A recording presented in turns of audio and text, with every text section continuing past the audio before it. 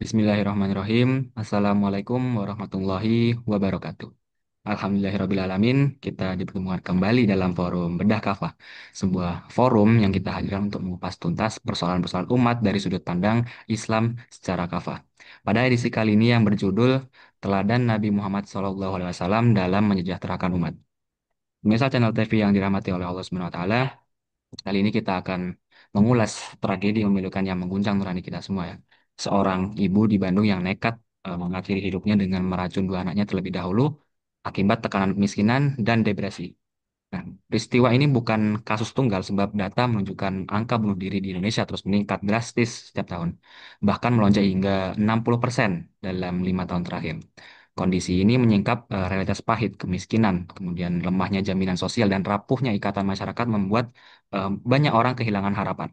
Lalu, bagaimana kita melihat persoalan ini secara utuh? Nah, apa akar masalahnya dan bagaimana Islam menawarkan jalan keluarnya? Nah, untuk membedahnya lebih dalam, telah hadir narasumber kita, Bung Yuwana. Assalamualaikum, Bung. Waalaikumsalam warahmatullahi wabarakatuh, Bung Baik, Haikal. baik, Masya Allah, Alhamdulillah. Alhamdulillah sehat, Bung, kabarnya. Alhamdulillah, harus Baik, sehat. siap, sehat selalu. Oke, Amin. Ya. baik, Bung. Waktu dan tempat saya persilakan. Monggo. Ya, terima kasih Bung Haikal, pemirsa channel TV yang budiman. Raditu billahi robba, wabil islami dina, wabi Muhammadin nabiyya wa rasulah. Robi sidni ilma, warzuqni fahma. Robi surah li sodri wa yasir li amri, wahlul uqdatam min lisani yafqahu qawli. Sebagaimana biasa dalam bedah kafah edisi kali ini, teladan Nabi SAW dalam menyejahterakan umat, saya akan ringkaskan dalam 4 pokok bahasan. Yang pertama, realitas kemiskinan dan angka bunuh diri. Yang kedua, larangan bunuh diri dan membunuh anak. Yang ketiga, petunjuk Nabi SAW dalam menghadapi kesulitan. Yang keempat, peran negara dan bagaimana solusi Islam. Realita kemiskinan dan bunuh diri. Jadi tadi apa yang disampaikan oleh Bung Haikal memang betul-betul sangat miris ya mendengar tragedi itu ya. Tragedi seorang ibu di Kabupaten Bandung yang rela bunuh diri ya. Sebelumnya dia meracuni dulu dua anaknya agar bisa mati bersama. Jadi memang betul-betul miris. Ini tindakan sangat tragis ya, karena dilatar belakangi oleh depresi yang sangat berat akibat tekanan kemiskinan dan kondisi rumah tangga ya, Bu. Jadi ini satu peristiwa di antara peristiwa-peristiwa yang daftarnya sangat panjang eh, akibat kemiskinan yang terjadi. Bunuh diri ya. Sebelumnya juga ada informasi eh, di Sukabumi seorang anak meninggal dunia setelah ibunya apa di tubuhnya dipenuhi dengan ratusan ratusan cacing gelang ya. Sementara ibunya mengidap ODGJ, ayahnya menderita TBC. Dan ironisnya mereka selalu kesulitan dalam berobat ya, tidak memiliki kartu keluarga dan kesulitan mengakses BPJS, bahkan tidak punya akses. Jadi bahkan data Polri itu menunjukkan 887 kasus di tahun 2022. Kemudian tahun 2023 ada 1.288 kasus. Tahun 2024 1.023 kasus. Kalau tahun 2025 baru Mei kemarin terakhir, sekarang sudah September loh ya. Baru Mei itu aja sudah 600 kasus. Kalau September sampai September ini sudah berapa? Jadi dan angka itu belum angka sebenarnya. Kalau angka sebenarnya tentu lebih besar karena underreportingnya itu mencapai 300%. Jadi memang eh, eh, apa jauh di atas rata-rata dunia yang berkisar antara 0 sampai 50%. Dan angka bunuh diri itu, bunuh diri itu faktor utamanya memang beragam sih. Terutama jerat kemiskinan yang menjadi salah satu faktor kuat yang melatar belakangi orang putus asa sehingga nekat bunuh diri ya. Kemelaratan atau kemiskinan ya menurut Komnas Perempuan itu juga rata menjadi pemicu filisida, filisida maternal yaitu pembunuhan anak oleh ibu. Tidak tega melihat anak-anak menderita akibat miskin, sang ibu kemudian mengambil jalan pintas mengakhiri hidup anaknya. Nauzubillah min dalik. Filisida maternal, nauzubillah min dalik. Padahal jelas sekali larangan bunuh diri dan membunuh anak itu ada di dalam Al-Quran, ya Quran surah An-Nisa ayat 29, wala taqtulu anfusakum innallaha kana bikum rahima.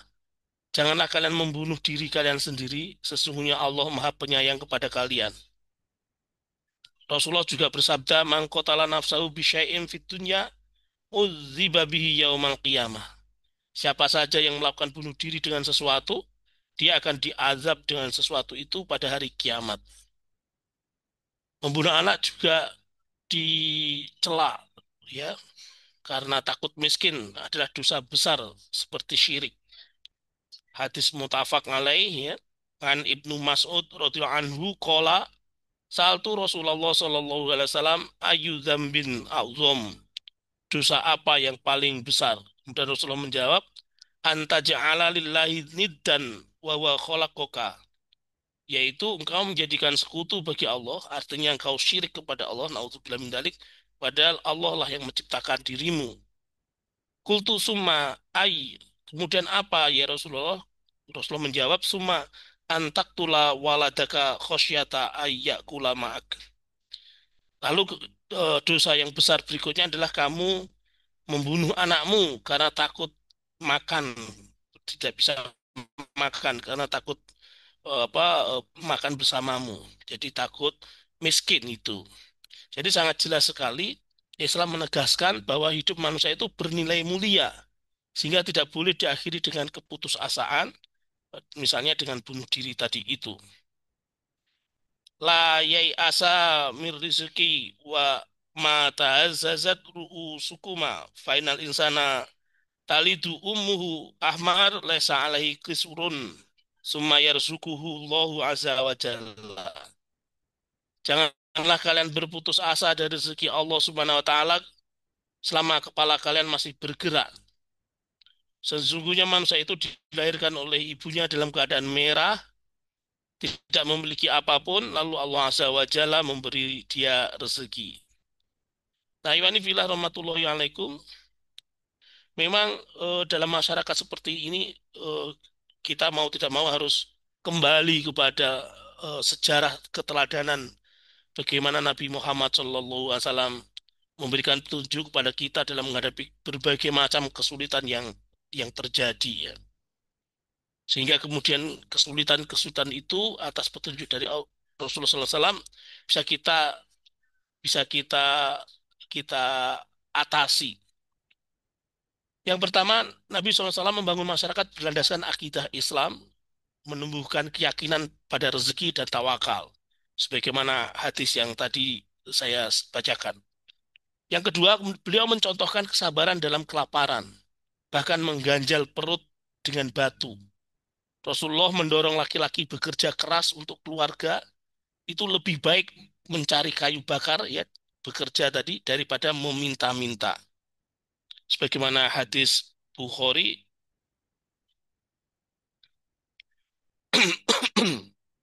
la yakhudha ahadukum hablah fayatiya bi husmatil hatab ala zuhri fayabi'aha fayakufallahu biha wajhahu khairun lahu min ayas al-nasa atauhu atau mana'uhu.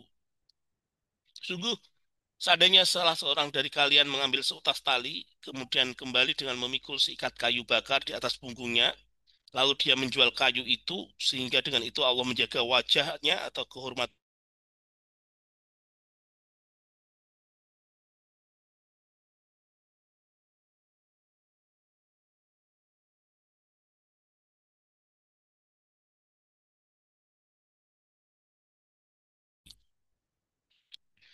Beliau juga mengajarkan, Rasulullah SAW mengajarkan kepedulian sosial, saling memberi walau kecil, dan mengingatkan bahwa tidak beriman seseorang jika membiarkan tetangganya lapar.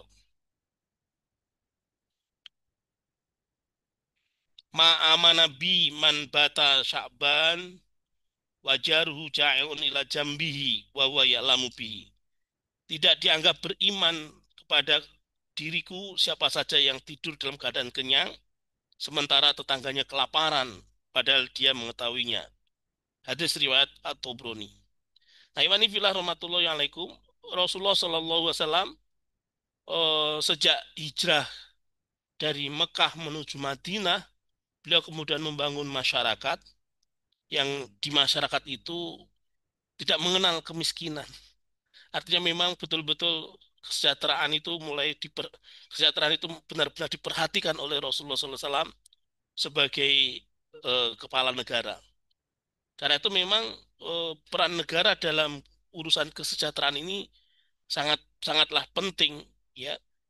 Rasulullah SAW menjadi panutan dalam mengurus umat juga dalam sebagai kepala negara. Beliau menetapkan bahwa rakyat tidak akan bisa hidup sejahtera dan tentram tanpa peran negara, ya. Apalagi kemudian pemimpin itu, ya, pemimpin negara itu wajib mengatur urusan umat dan menjamin kehidupan mereka. Fal amirul ladzi 'alan nasi ra'in wa huwa mas'ulun an wa huwa mas'ulun anhum. Pemimpin manusia atau kepala negara itu adalah pengurus rakyat dan bertanggung jawab atas mereka. Ini hadis mutafak alaih. Sebab itu, beliau tidak pernah menunda-nunda untuk memberikan pelayanan kepada umat. Rasulullah Shallallahu Alaihi Wasallam juga mengingatkan para pejabat negara agar senantiasa membantu urusan rakyatnya dan tidak mengabaikan mereka. Gitu. Makanya kemudian kaum muslimin, ya, jadi harus menjadi perhatian kita semua, musibah musibah kemiskinan, kesengsaraan hidup, ya, gelombang keputusasaan hari ini itu adalah akibat Islam dicampakkan dari kehidupan, ya, yang diterapkan di dalam kehidupan kita sehari-hari ini sistem sekulerisme dan kapitalisme yang justru dijadikan asas dan dalam mengatur kehidupan ini. Padahal sekulerisme itu memisahkan agama dari kehidupan, menyebabkan manusia lupa kekuasaan Allah Subhanahu wa taala, meragukan rezekinya, enggan bertawakal kepadanya dan malah bersandar pada manusia yang lemah. Itu. Sementara kapitalisme justru menyebabkan kesenjangan sosial yang sangat dalam. Yang kaya sangat kaya, semakin kaya, yang miskin semakin miskin. Selain itu juga eksploitasi sesama manusia dan kapitalisme juga mendorong perilaku individualisme. Kompetisi dalam kehidupan menghapuskan adab saling tolong-menolong. Karena itu wajib meninggalkan sekulerisme dan kapitalisme ini sehingga eh, penderitaan ini bisa diselesaikan tidak hanya dengan mengganti figur pemimpin, ya. Presiden beberapa kali gonta-ganti, tetap aja begitu. Tapi memang sistem sekulerisme kapitalisme ini yang harus juga diganti. Karena penderitaan ini hanya bisa dituntaskan dengan penerapan syariat Islam secara kafah dalam naungan daulah, ya, sebagaimana Rasulullah SAW contohkan, ya, 14 abad yang lalu, yang kemudian dilanjutkan oleh Khulafaur Rasyidin Abu Bakar, Umar, Utsman, Ali, sampai kemudian Umayyah, Abbasiyah, Utsmaniyah hingga sekitar 14 abad lamanya. Wallahu alam bisawab. Demikian Bung Hekal, waktu dan tempat saya kembalikan ke Bung Hekal. Oke, baik. Pemirsa channel TV yang budiman, ya Alhamdulillah, sebagaimana yang sudah dibedah dan sedikit merangkum yang disampaikan oleh Bung Yuwana, jadi memang kasus bunuh diri ibu dan anak di Bandung, serta berbagai macam tragedi lain akibat kemiskinan menyikap kondisi miris masyarakat Indonesia. Data yang menunjukkan angka bunuh diri meningkat tajam, bahkan naik hingga 60% seperti yang disebutkan ya dalam 5 tahun terakhir. Faktor kemiskinan, kemudian depresi, dan rapuhnya sistem jaminan sosial menjadi penyebab utama. Nah, dalam Islam, ya, Islam menegaskan bahwa bunuh diri adalah dosa besar dan melarang orang tua membunuh anak karena takut kekurangan rezeki. Rasulullah SAW memberikan keteladanan untuk menghadapi kesulitan hidup dengan tawakal, sabar, kemudian bekerja keras, dan juga saling tolong-menolong. Nah, serta menegaskan peran penting negara dalam menjamin kebutuhan rakyat. Namun, realitas hari ini menunjukkan sekularisme dan kapitalisme telah mencampakkan Islam, melahirkan kesenjangan sosial, kemudian sifat individualisme, dan abainya negara terhadap rakyat. Nah, oleh karena itu, solusi hakiki bisa terwujud melalui penerapan syariat Islam secara kafah dalam naungan khilafah yang akan membawa kesejahteraan dan ketentraman lahir dan batin bagi umat manusia. Saya kira itu sedikit rangkuman dari saya dan baik sebelum berakhirnya bedah kafah pada edisi kali ini, Bung Yona, monggo bisa memberikan closing statementnya. Monggo. Ada satu hadis ya Rasulullah Shallallahu Alaihi Wasallam bersabda, "Man asbaha minkum mu'afi fi jasadi aminan fi sirbihi indahu kuwatu yaumihi faka'annama khizatulahu dunya." Siapa saja di antara kalian saat pagi merasakan sehat jasmaninya, menemukan rasa aman pada dirinya, dan memiliki makanan pokok pada hari itu, maka seakan-akan seluruh dunia ini telah diberikan kepada dirinya. Hadis riwayat Imam Turmuzi dan Ibnu Majah. Dari hadis ini sebenarnya kita merefleksikan seharusnya memang kita itu harus banyak bersyukur ya, bersyukur atas nikmat yang Allah berikan kepada diri kita, nafas, kesehatan ya. Bahkan juga kalau kita refleksikan ke negara kita, ke negeri ini, atas berkat rahmat Allah yang Maha Kuasa, negeri ini merdeka dengan ucapan atas berkat rahmat Allah yang Maha Kuasa. Karena itulah kemudian jika video ini sampai kepada pengambil kebijakan, kepada pimpinan kita, kepada kepala negara, bahkan kepada Pak Prabowo, mari kita bersyukur dengan syukur yang benar. Karena negeri ini merdeka atas berkat rahmat Allah yang Maha Kuasa. Itu. Fafirru ilallah, kembalilah kepada Allah. Kembalilah untuk menerapkan syariat Islam yang kafah. Begitu, Bung Hekal, terima kasih. Assalamualaikum warahmatullahi wabarakatuh. Waalaikumsalam warahmatullahi wabarakatuh. Baik, alhamdulillahirrabbilalamin, jazakallah khair Bung Yana. Terima kasih atas ilmu dan penjelasannya yang semoga bisa membuka insight baru, kemudian bisa membuat kita bermuhasabah kembali dan membawa manfaat bagi kita semua. Amin, amin ya robbal alamin. Nah, pemirsa bedah kafa yang dirahmati oleh Allah Subhanahu wa taala, cukup sekian pembahasan bedah kafa pada kesempatan kali ini. Jangan lupa untuk berikan like, komen, share seluas-luasnya, dan subscribe agar tidak ketinggalan bedah kafa yang terbaru dari kami. Saya Muhammad Firdaus Haikal selaku host, pamit undur diri, mohon maaf dan terima kasih. Wassalamualaikum warahmatullahi wabarakatuh.